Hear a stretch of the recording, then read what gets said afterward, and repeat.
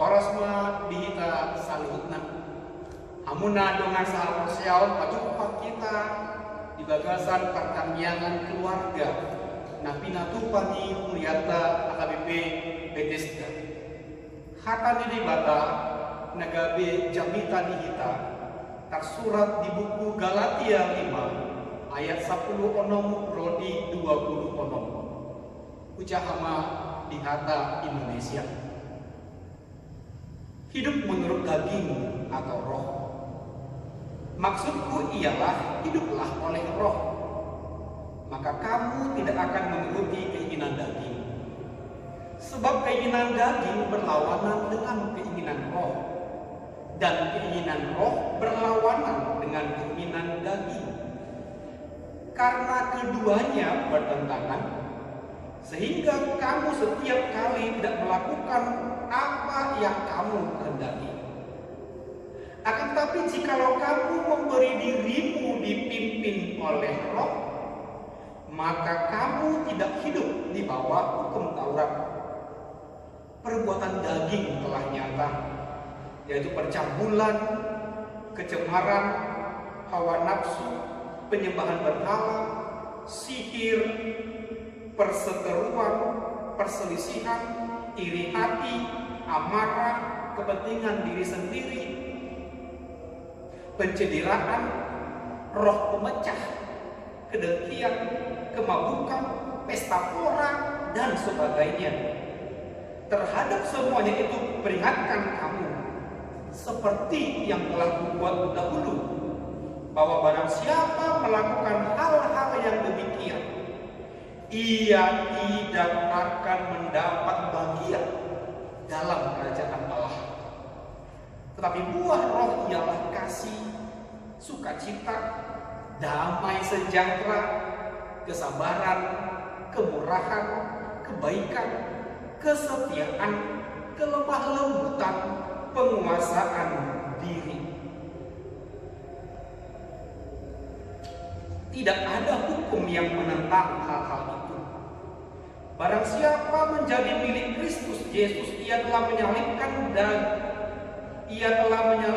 daging dengan segala hawa nafsu dan keinginannya. Jikalau kita hidup oleh roh, baiklah hidup kita juga dipimpin oleh roh. Dan janganlah kita gila hormat, janganlah kita saling menantang dan saling mendengki. Saudara-saudari yang terkasih dalam iman, dalam Yesus Kristus, ada yang mengaku bahwa semua agama mengajarkan kebaikan. Namun ada beberapa agama yang mengajarkan perbuatan baik ternyata dilandasi dengan motivasi dan konsep yang berbeda sesuai dengan ajaran Alkitab. Agama-agama lain memandang perbuatan baik sebagai syarat keselamatan, sedangkan kekristenan memahaminya sebagai bukti keselamatan, sekaligus bentuk ucapan syukur atas keselamatan yang Allah berikan secara cuma-cuma dalam Kristus Yesus. Dalam kekristenan, perbuatan baik lebih ke arah apa yang Allah lakukan bagi kita daripada apa yang kita lakukan bagi Allah. Theosentris, berpusat pada Allah, bukan antroposentris, berpusat pada manusia. Untuk memperjelas poin ini, Paulus memaparkan beberapa kontradiksi antara keinginan daging dan keinginan roh, antara hukum Taurat dan dipimpin roh, antara perbuatan daging dan buah roh. Fokus kita untuk khotbah kali ini diletakkan pada kontradiksi yang terakhir antara perbuatan daging dan buah roh. Perbuatan daging. Galatia 5 ayat 19 sampai 21 memberikan beberapa gambaran yang bermanfaat untuk memahami dosa. Pertama, dosa bersifat kentara, menunjuk pada sesuatu yang sangat jelas dan diketahui oleh publik.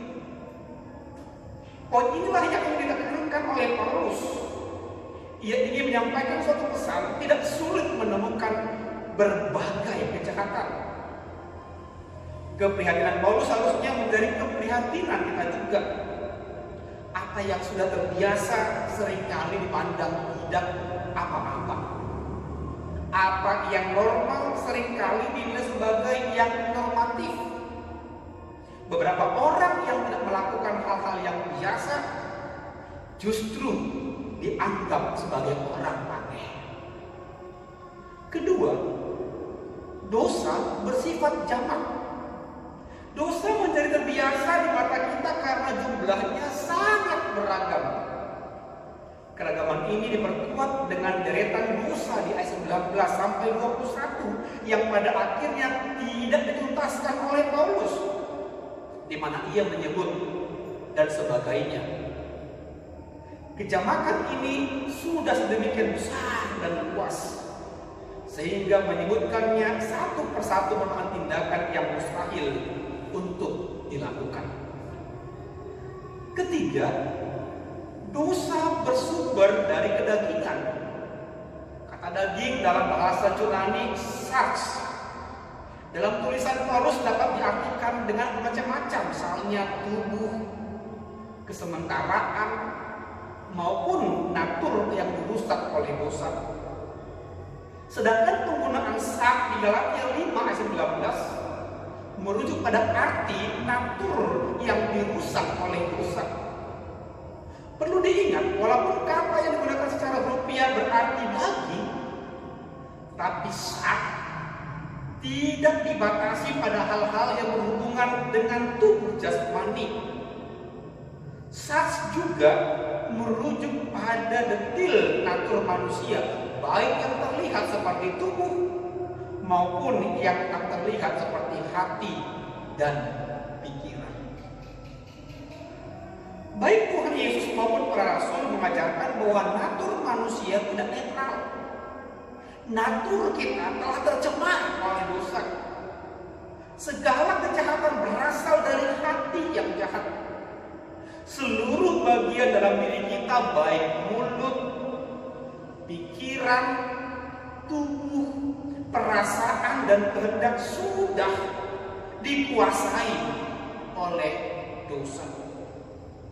Dalam konsep Alkitab, persoalan dosa lebih ke arah internal, yaitu natur yang berdosa. Godaan dunia maupun tipu daya iblis hanyalah daya tarik dari luar. Selama yang di dalam berhasil dikontrol dengan baik, semua yang dari luar tidak akan menentukan. Kontrol ini bukan dari upaya manusia, melainkan dari kuasa Roh Kudus. Keempat, dosa membawa kepada kebinasaan. Paulus secara tegas mengatakan bahwa barang siapa yang melakukan perbuatan-perbuatan daging tidak akan masuk ke dalam kerajaan Allah. Paulus tentu saja tidak mengajarkan bahwa keselamatan seseorang ditentukan oleh perbuatan orang itu. Keselamatan adalah pemberian secara cuma-cuma dari Allah melalui Yesus Kristus. Walaupun demikian, kita juga perlu menandaskan bahwa perbuatan seseorang merefleksikan keadaan rohani orang itu. Siapa saja yang sudah menjadi milik Kristus berarti ia sudah menyalibkan hawa nafsunya. Ia tidak akan menuruti keinginan daging. Sebaliknya, orang yang belum menjadi milik Kristus akan melakukan perbuatan daging. Ia akan melakukannya bukan hanya sesekali, melainkan berkali-kali dan terus menerus. Sedangkan buah roh, Paulus pasti memiliki maksud tertentu pada saat ia memilih istilah buah. Ia bisa saja menggunakan perbuatan-perbuatan roh atau buah kesalehan atau istilah-istilah lain. Ada beberapa hal yang menarik dari penggunaan ungkapan ini. Pertama, kata buah atau karpos. Penggunaan istilah ini jelas dimaksudkan sebagai kontras terhadap perbuatan. Buah roh versus perbuatan daging. Kata buah menyiratkan ketergantungan pada pohon sebagai penopang. Itulah yang ingin ditekankan Paulus di Galatia 5 ayat 22 hingga 23. Beberapa kali ia mengatakan dipimpin oleh roh, bukan mengikuti roh. Ungkapan mengikuti roh masih memberi ruang terlalu besar untuk usaha manusia. Apakah hal ini berarti bahwa manusia tidak perlu berusaha sama sekali? Sama sekali tidak. Kita perlu hidup oleh roh.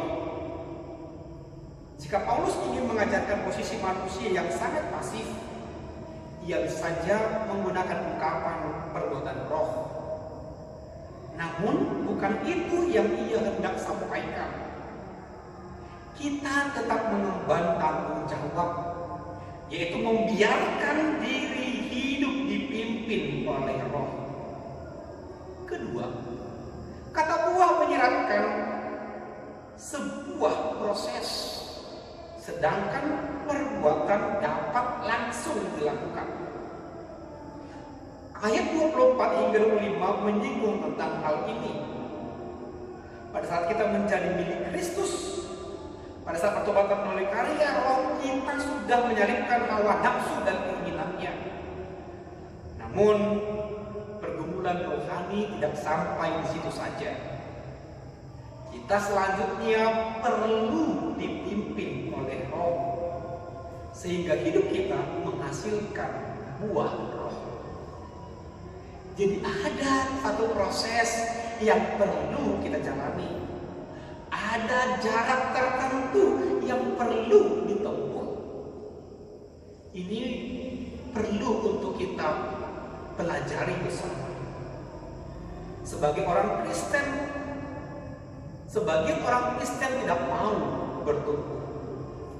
Sebagian lagi mengharapkan perubahan hidup yang begitu cepat dan instan. Mereka malas bergumul, mereka malas berdoa, mereka malas memperjuangkan hidupnya. Mereka berharap kepada mujizat transformasi yang tak memerlukan pergumulan. Itu adalah sebuah sikap yang keliru. Dalam proses bertumbuh ada sebuah perjalanan yang panjang dan sering sekali menyakitkan. Namun ini perlu dijalani dan dinikmati agar kita mengalami proses pertumbuhan iman. Dan Roh Kudus memberi kekuatan dan penghiburan di sepanjang jalan. Ketiga, kata buah roh adalah bentuk tunggal. Ini jelas dimaksudkan sebagai kontras terhadap bentuk kata perbuatan daging. Paulus sedang membicarakan buah roh, kesatuan dan juga keutuhan. Bukan buah-buah roh bersifat keragaman. Jika Paulus menggunakan bentuk jamak buah-buah roh, maka memiliki satu saja sudah cukup untuk dikatakan bahwa orang itu dipimpin roh. Namun bukan seperti itu maksud Paulus. Seseorang yang dipimpin oleh roh menunjukkan semua rasa dalam satu buah itu. Hidup yang dikuasai oleh roh diwarnai dengan semua hal berikut seperti kasih, sukacita, damai sejahtera, kesabaran, kemurahan, kebaikan, kesetiaan, kelemah lembutan, dan penguasaan diri.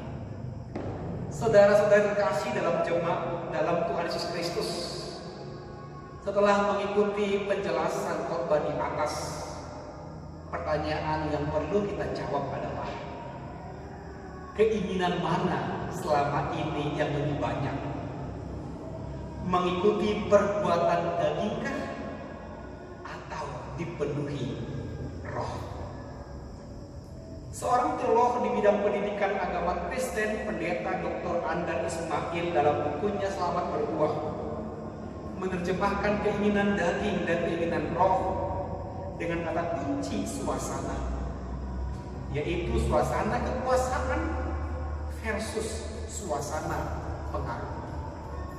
Suasana kekuasaan yaitu keinginan daging mengarahkan kehidupan orang percaya mendekati Tuhan secara legalistik, garis keras, fanatik berlebihan, terperangkap dalam aturan-aturan baku, merasa paling benar, sementara yang lain salah, cenderung intoleran, yang ada pada akhirnya justru jatuh ke dalam dosa percampuran, kecemaran, hawa nafsu, penyembahan berhala, sihir, dan lain-lain. Suasana pengaruh atau keinginan roh mengarahkan kehidupan orang percaya hanya kepada Tuhan yang memberi anugerah dan kepada pimpinan Roh Kudus. Hidupnya tidak terjebak dalam kekakuan aturan legalistik dan fanatisme berlebih. Baginya, hidup adalah memberi pengaruh yang baik kepada semua orang. Hidup harus berbuah. Berbicara mengenai berbuah, ternyata pohon tidak memakan atau menghabiskan buahnya sendiri. Justru buah lebih banyak dinikmati oleh ciptaan lain seperti hewan dan manusia. Itu artinya hidup berbuah adalah hidup untuk orang lain, bukan diri sendiri. Saudaraku terkasih, serahkanlah hidupmu pada Tuhan dan tetaplah percaya pada Yesus Kristus yang telah mati dan bangkit untuk kita, sehingga Roh-Nya yang kudus mengarahkan, mengendalikan, dan meneguhkan kita untuk melakukan sesuai dengan buah roh. Selamat berbuah. Tuhan Yesus memberkati kita semua.